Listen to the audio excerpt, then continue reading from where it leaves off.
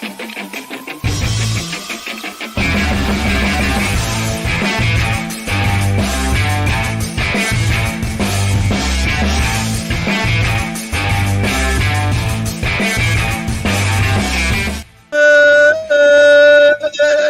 morning, Grinders. Welcome to RotoGrinders Today. I'm Jordan Cooper, a.k.a. BlenderHD, BlenderHD. You want to follow me on Twitter.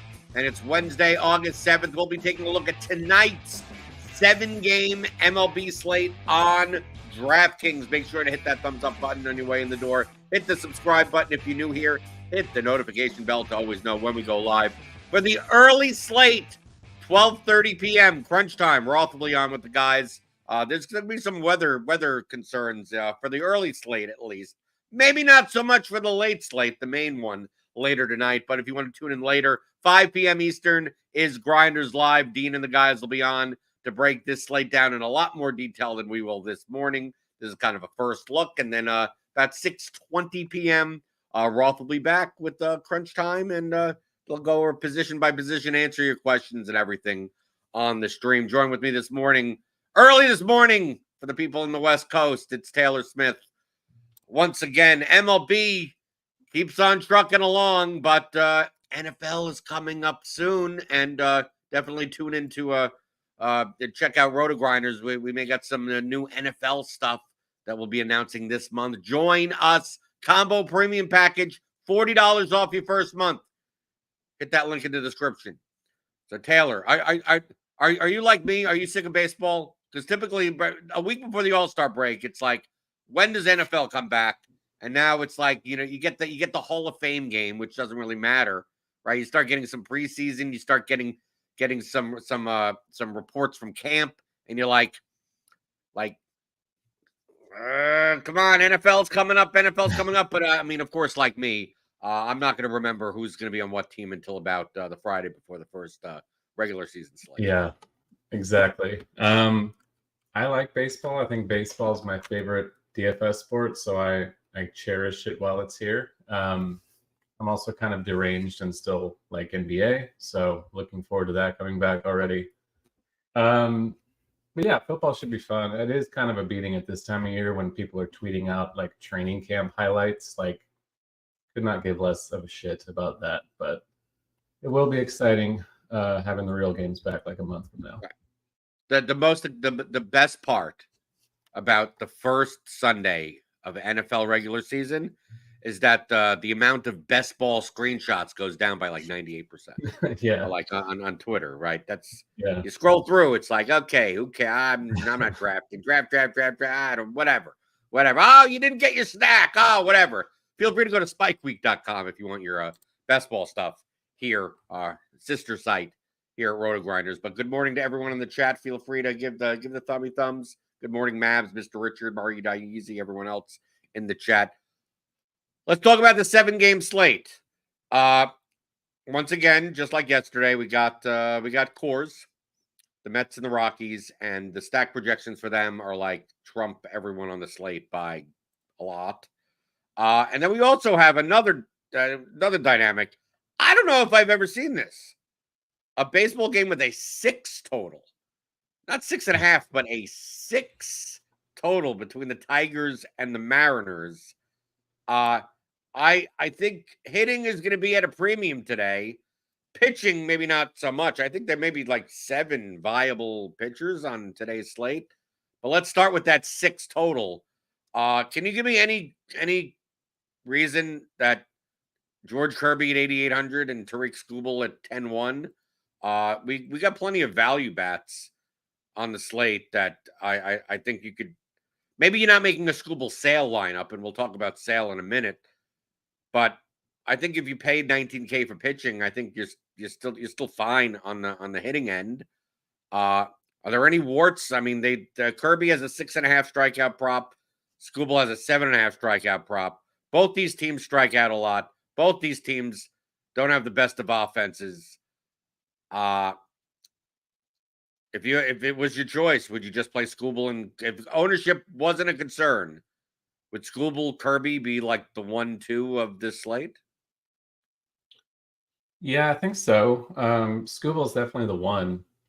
even though the Mariners, as currently constructed, don't strike out as much against lefties, Justin Turner being there and Robles being there kind of brings down the strikeout heaviness overall, but he's still the best pitcher on the slate in terms of his own numbers, and he's the second most expensive. So I do think he's the one. It's a deep enough pitching slate to where I don't think Kirby's like a clear-cut straight number 2, but the discount you get to him compared to Sale is useful. I think Cole Reagans is very much in that combo too against Boston, and you can make a case for cheap Freddie Peralta. So the cash pairing is probably Skubal Kirby, but it's far from the only viable route. I mean, you say that Skubal's like the best pitcher on the slate, but I mean, Chris Sale, I mean, they're letting him pitch. I mean, he can pitch 100 pitches. I mean, I typically like focusing on one, for GPPs at least, strikeout upside and pitch count. Obviously it's a worse matchup against Milwaukee, even though the Brewers have only a 3.5 implied run total. I mean, a lot of these teams have sub 4 run totals. I'm not sure if you can play Scale Skubal. We do have a cheap stack. You probably play that with maybe the Blue Jays or something. I mean, the Blue Jays are cheap today against Trevor Rogers. Are you much more? Is there an instance? Obviously, large field GPP. You could go a little bit more contrarian. But if you're playing 1 to 3 lineups, single entries, smaller field stuff, 3 max, is there a reason to not play that? I could see playing Sale over Skubal. I could see playing Kirby over, like, is there a pitching combination where you're not playing one of Sale, Skubal, or Kirby? Probably not. They just project so well. It's going to be hard to get away from, especially with Kirby projecting as well as he does at his salary. But I don't think you're wild if you play Peralta with Reagans, for example. And Taj Bradley is going to be kind of the lost ace on the slate. But if he's going to be sub 10% owned, which he should be, then that's a case to get to him.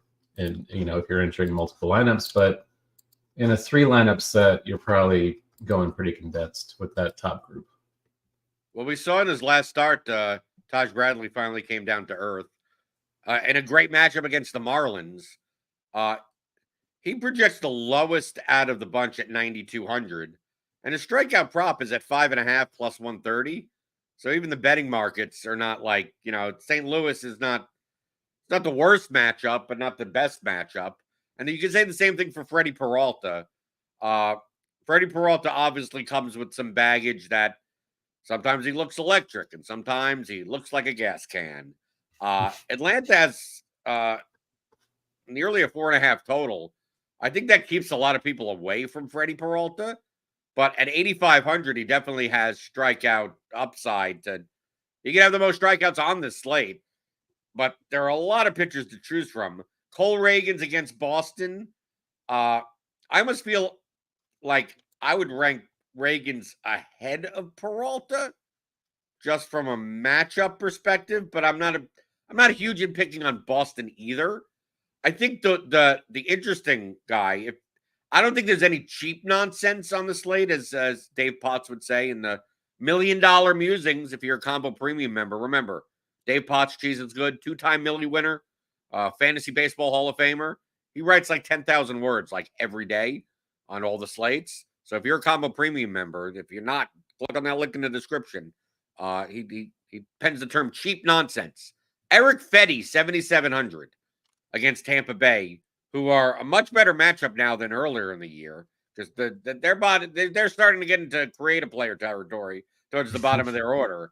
He has a strikeout prop he has a better strikeout prop than Taj Bradley against St. Louis.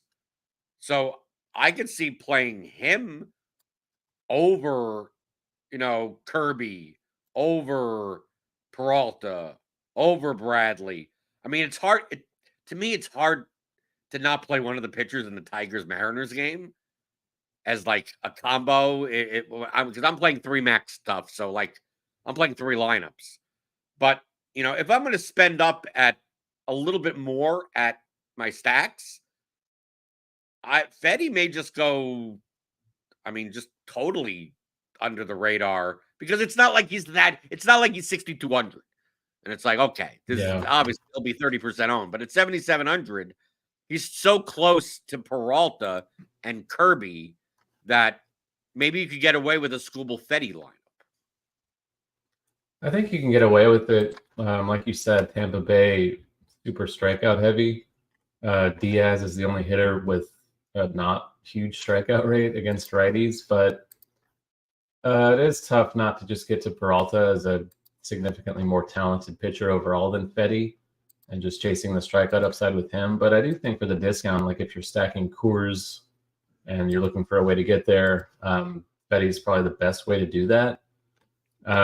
Otherwise, you're getting into like Tyler Phillips, Trevor Rogers territory, but I don't really think that's appealing on this slate with so many good options on the pitching side. Yeah, Mabs is interested in Trevor Rogers. I hope I'm not playing him in fan. I thought are you interested in him is he an attractive fella? Maybe he's interested in real life. No, I will not be playing Trevor Rogers today. No, if you were to like totally punt, is there anyone? He's probably the guy you do it with, but yeah, that's more of a 150 max. Francis, and the bat projects better against Baltimore.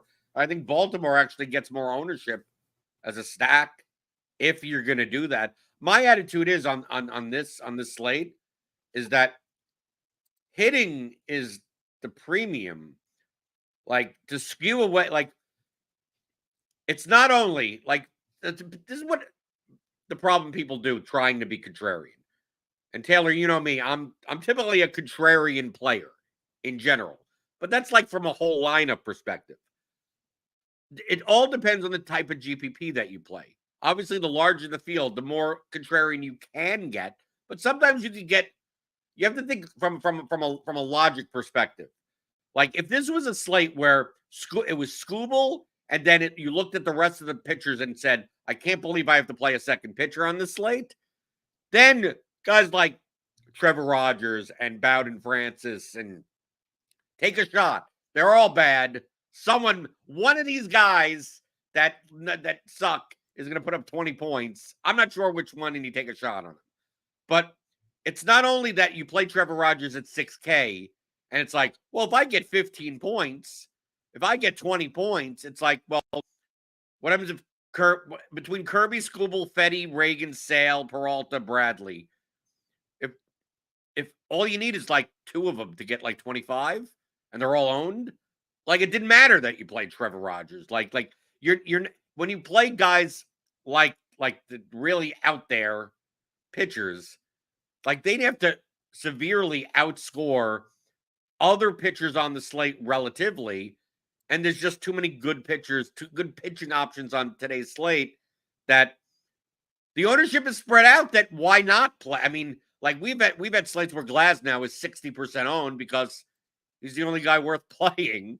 Like, those are the slates to take a shot on Trevor, right? Because Glasnow gives up 4 runs, he ends up with 12 points or something, and then it's like pitching doesn't matter anymore, right? Like, 60% owned guy didn't score 20 plus.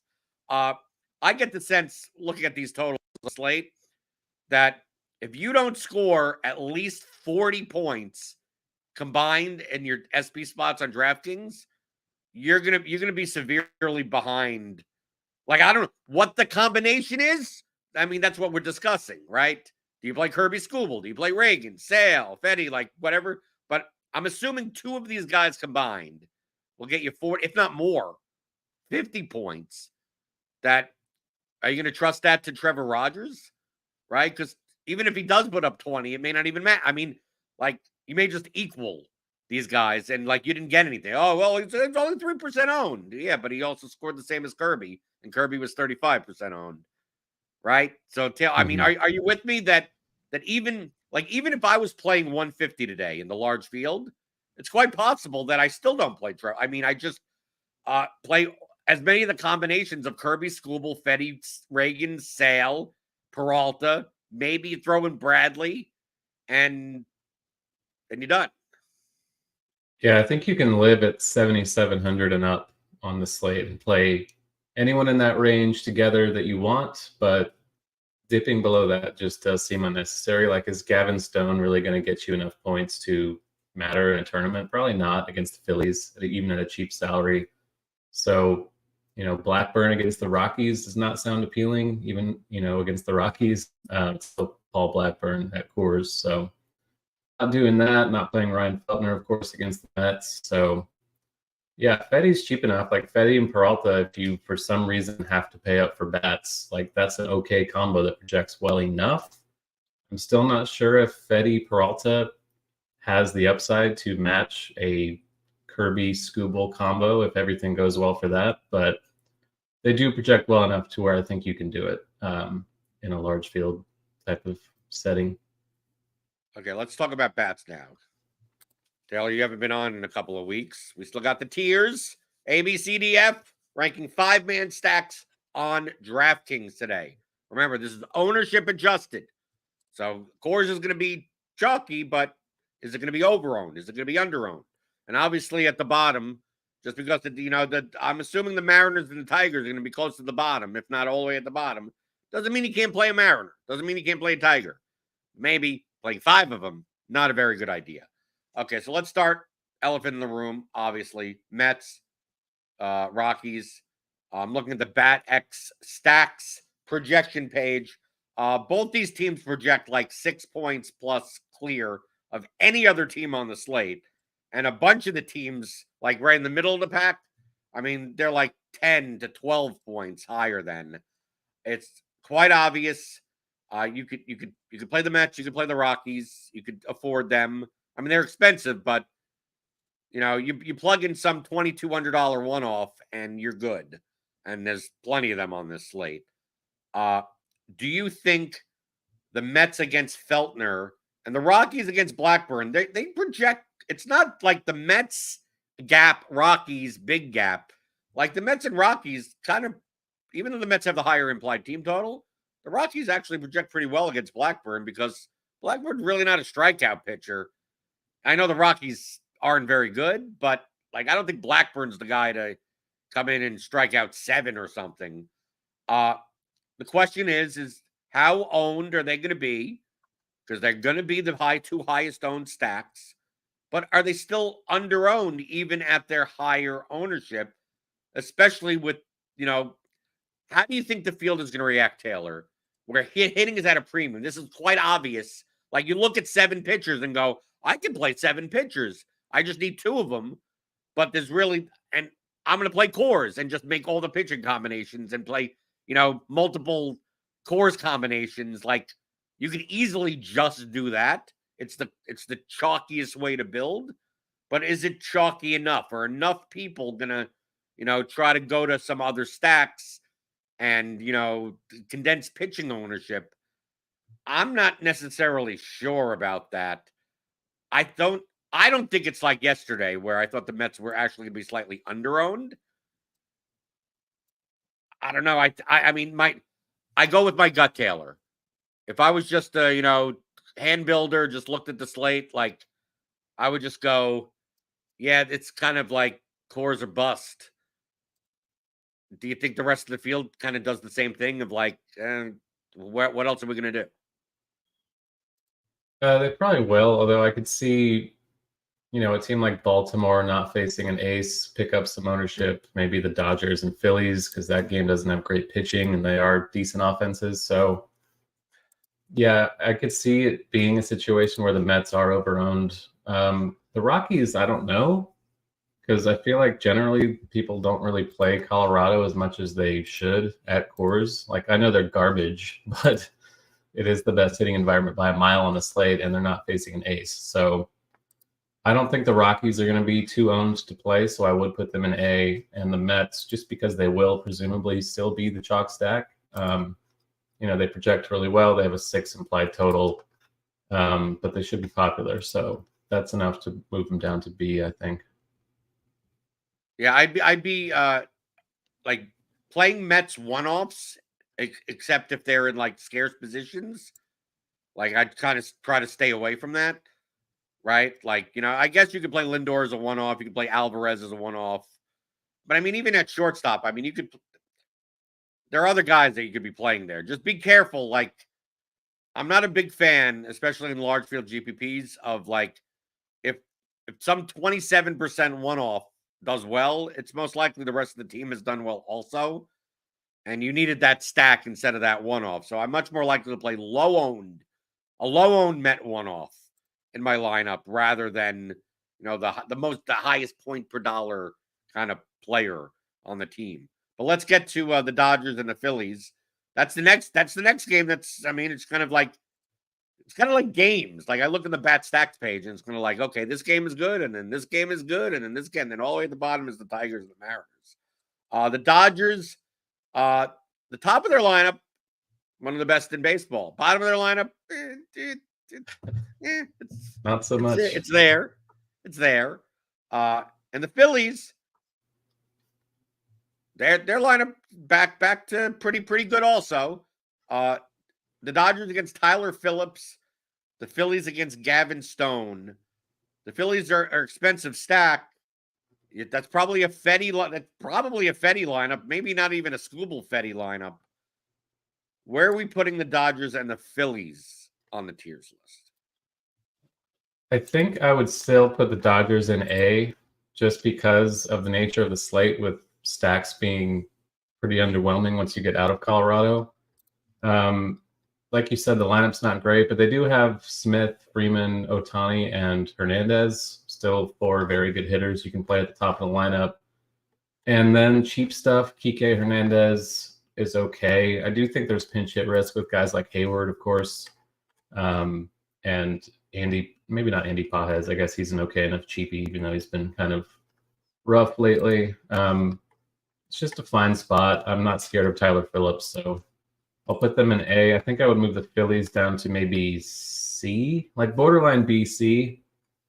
Stone's not terrible. He's not great. He's kind of regressed a little bit lately. It is a salary thing with the Phillies. Like, they're at full strength, so they're expensive. And if I'm paying for a stack, it's probably still going to be the Mets. Yeah. What do you think about the Phillies? Would you have them B or C? I'd probably C, only because it's very... Like, if you're playing a Philly stack, you're not playing Scooble or Sale. Yeah. Like, it's going to be really tough to get a 10K pitcher in. I've been more of a proponent of playing Phillies as one-offs. More so, because when people are playing Ohtani as a one-off, you play Harper, right? Something like that. Because they obviously have power, but 5 of them, the cost is, the cost is prohibitive. And I could say the same for, like, the Orioles against Bowden Francis, the Royals against Cutter Crawford. The hitters that you want are the expensive ones. There are some cheapies in here. So where are we putting the Orioles and the Royals today? Because I think to be aware, I think outside of Coors, I actually think the Orioles would be the 3rd most owned. I think it's going to be the Mets, then the Rockies, then the Orioles, then the Dodgers, and then the cheap team that's coming up in a minute. Yeah, they should be pretty owned, and they do have pinch hit risk. Like we saw last night, some of these lower in the order hitters are at risk of coming out of the game, depending on matchups. So that's something to be aware of. It's hard to play for that, of course, but guys like Holiday and Mayo are still super cheap, which helps offset the overall cost, obviously. I guess I'd put them C, just because Bowden Francis is not scary and it is a good lineup, but I'm not getting to a ton of them. It's a little scary, but I never seem to get too much Baltimore for whatever reason. And the Royals, would you put the Royals they project similarly. The Royals, the hitters you want are expensive in their lineup also. I think Bobby Witt is a great pivot at similar price to Lindor today. I don't think I think the Orioles get more ownership. I think the Dodgers get more ownership. I think just from an ownership perspective, they project similarly to the Orioles and close enough to the Dodgers that, like, I don't know. I feel the Royals are a B tier team because they could be the top hitting team on the slate, on any slate, and I mean, to not even they may be fifth, sixth in ownership on a 7-game slate. I mean, I'll take a shot on the Royals. Yeah, I think that's a good call. The bottom of the lineup's not great, but we've seen Crawford kind of regress lately too, like giving up a ton of home runs and stuff. And if they're not going to be popular, I think that's pretty intriguing. Obviously, Witt, Perez, Pasquantino, all are going to look really good. And Crawford, while good overall, is still, I guess, one of the weaker pitchers on the slate, all things considered. So I think that's perfectly fine for them. Okay, let's talk about what's going to happen with the Toronto Blue Jays on today's slate. If you play a Sale Skubal lineup, this is the stack. I'm concerned that guys like Alejandro Kirk and Joey Loperfido, if you go to lineup HQ and you start running like 5-1-1-1s, you're gonna get like one-off Blue Jays. You're gonna get 5-man Blue. I mean, like Blue Jays, Blue Jays, Blue Jays, Blue Jays. It's Trevor Rogers, so I don't mind, right? Yeah. But just our projected ownership. I mean, it's August. So I mean, the people that the degenerate hardcores are playing MLB DFS, which tend to be a little bit more tools oriented. I think if you told me the Blue Jays were the highest owned stack outside of cores, I wouldn't be shocked today just based on price. But if you also told me that they were the 7th owned team because no one wanted to play the Blue Jays, I kind of wouldn't be surprised either. I mean, I'm a vomit stack type of guy, and you could still play Springer and Guerrero in the lineup and still get the stack. To me, it just comes down to ownership. I mean, if the Blue Jays, if people didn't want to play the Blue Jays today, I mean, I put them in the A tier because just purely because of price and pitching, I just don't know where. I mean, they could be an A tier team, or they could be a C tier team. I don't think they end up being. I don't think they're owned enough that they get bumped down to D. So I'm going to let you decide on where you think ownership is going to be. Because if it's under control, I don't mind the B tier. If it's going to be overowned, we'll put them in the C tier. If it's going to be underowned, we'll put them in the A tier. So your choice, Taylor. It is tough. Like, this team is also firmly in creative player territory with Stuart Baroa and Leo Jimenez. Don't know who they are. David Schneider's really cheap. It looks like he's going to be the most popular hitter here. Presumably, I mean, he's projected to hit 7th. So if he's chalky hitting 7th, that's not ideal. It is, yeah, like, I don't know where people are going to land on this because it is a bunch of randos once you get past Guerrero and Springer. I say B is fine just because there is uncertainty. They do project well. It is a fine matchup, and the salary comes in handy. So B is fine. I think C is where I'd lean. I'm closer to C than A, so B, I think, makes sense. And to be clear, they don't project well. They just project well for their price. Yeah, well enough. Like on well enough. I mean, in the bat project stacks page, they're in the bottom half, but they project close enough to like the Royals and the Braves and the Red Sox and the that obviously they're much cheaper than these other teams. So why not play the cheaper team, especially unless you're taking shots on garbage pitchers, you're probably going to need the money, right? So let's talk about the Braves and the Red Sox, because now we're getting into here are teams against the pitchers that we're looking to play. So we got the Braves against Peralta. Let's since we mentioned all those pitchers, I'm going to do what I like to do. I'm going to throw all these teams in the F tier, and we're going to move them up. Obviously, not all of them are going to stay there. So the Braves against Peralta, and we said Peralta's part of our pitching pool. We got the Red Sox against Reagan's, part of our pitching pool. The Brewers against Sale. The Cardinals against Bradley. Then the Rays against Fetty. the Mariners against Scoobel, and the Tigers against Kirby. The first question out of all these teams is that do you think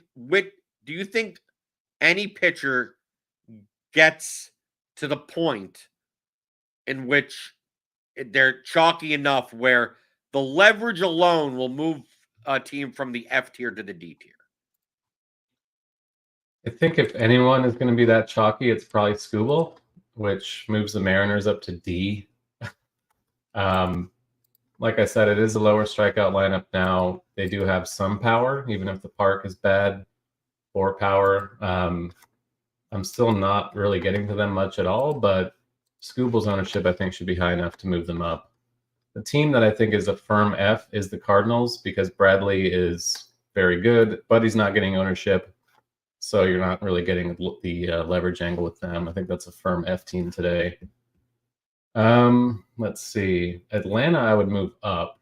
Peralta's been kind of hit or miss. Atlanta has one of the more talented lineups of this group.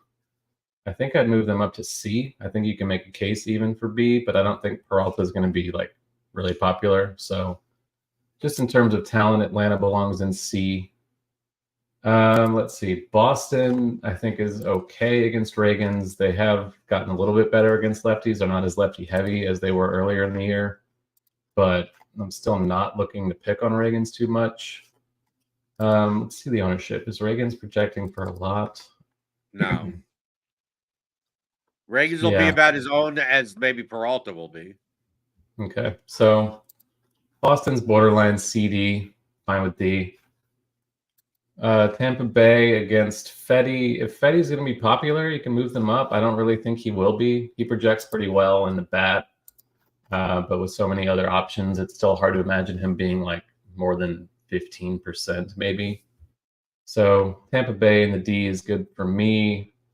Detroit against Kirby. Kirby should be owned, I guess, in the Scoobel range because he's cheaper and the matchup's good and all that, and he's a good pitcher. So Detroit, I guess, could be a C tier team for the leverage. If Kirby's pushing like 50% in smaller field stuff, you can make a case for a mini stack type thing.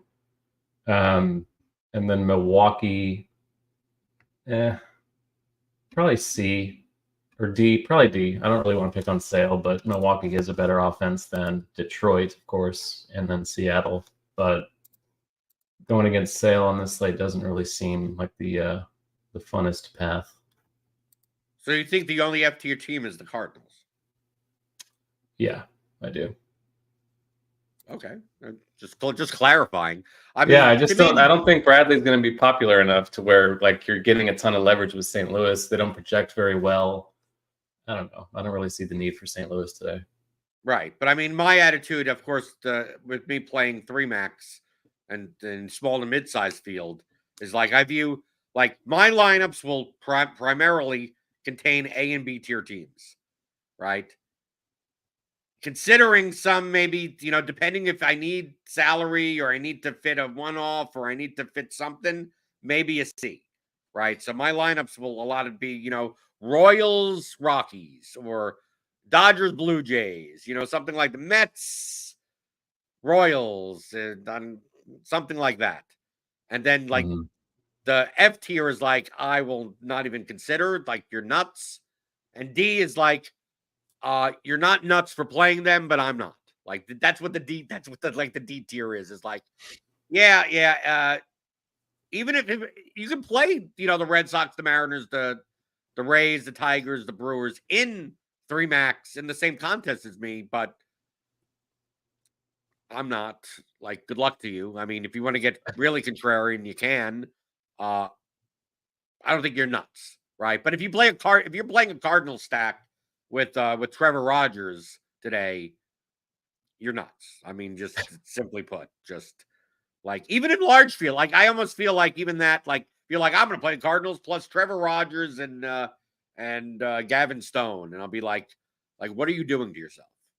Like your lineup projects like 32 points lower than like optimal for nothing so all your players could be 1% owned. So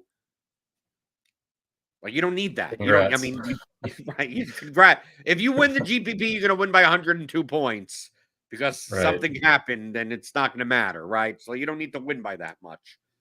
But I mean, you can see here, like we have clear hitting options, we have clear pitching options, but we have a lot of them, right? So that's why to me, I'd be focusing a lot more on A, B, maybe some C, and then whatever 2 pitchers you want out of like the 7 that are like viable.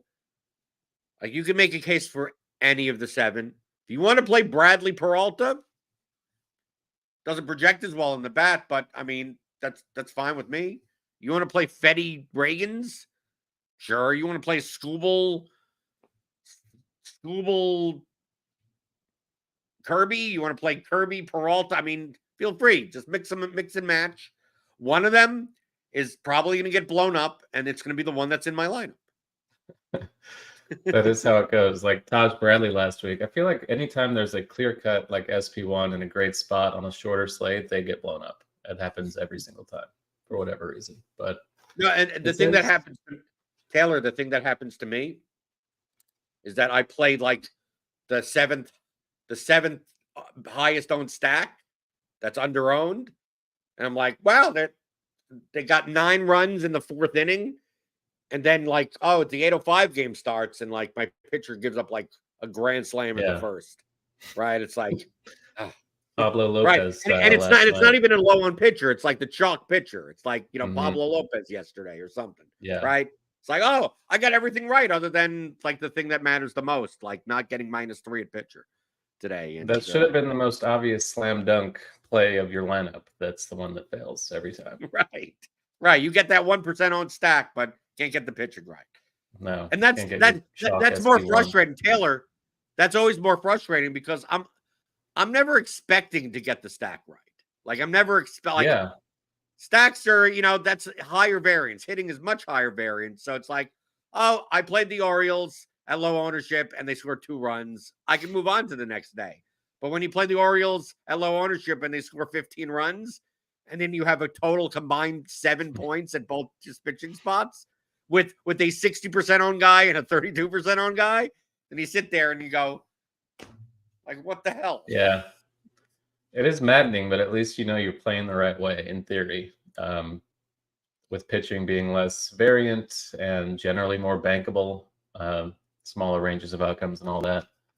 But it's baseball, so wild things. That doesn't happen in football, right? Right, Taylor? No, never. I mean, playing the 38% owned running back at 5,200. I mean, that can never go wrong, right? No, they score 10 touchdowns every time by the end of the first quarter.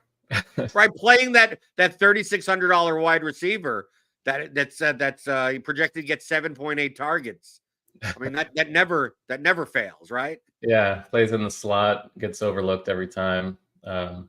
4 targets by the end of the first, and then nothing after that. Straight 0 throughout the game. Lovely stuff. Can't wait. Or the $2,200 defense that they obviously mispriced. You got to play them, right? And then three or 4 defenses both scored 2 touchdowns each from a return. You're sitting there with 3 points. So it doesn't happen in football, right?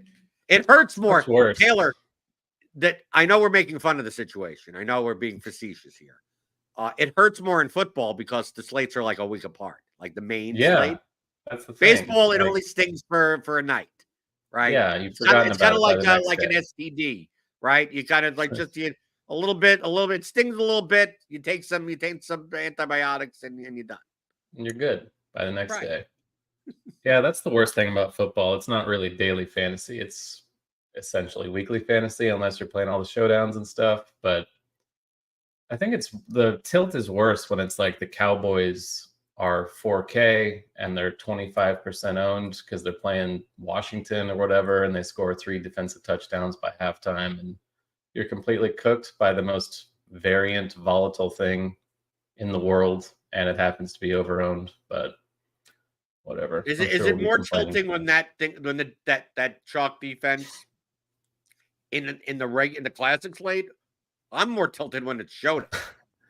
Right? When the defense that's 46% owned in Showdown.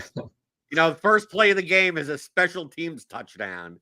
And you're like, really? The Donkeys get there again?